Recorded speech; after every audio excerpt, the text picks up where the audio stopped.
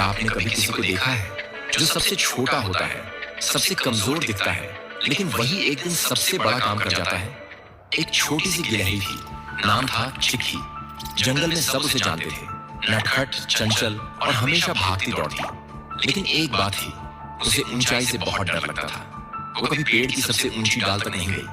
सब कहते, गिलहरी होकर ऊंचाई से डरती है। चिक्की चुप रहती। वो डरती थी गिर जाने से, असफल होने से और सबसे ज्यादा सबके सामने हंसी उड़ने से। एक दिन भयानक आंधी आई।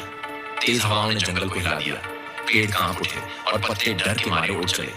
एक चिड़िया का घोंसला सबसे ऊंची शाखा पर था और उसमें उसका नन्हा बच्चा फंसा था। माँ चिड़िया रो रही थी, कोई उसकी मदद नहीं कर सकता था।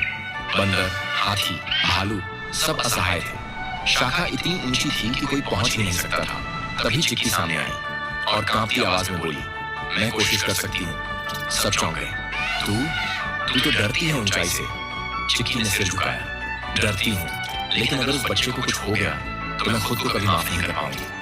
और फिर वो छड़ी, हर टहनी पर डर के साथ, हर झटके में उसका दिल कांपता था, लेकिन वो नहीं रुकी।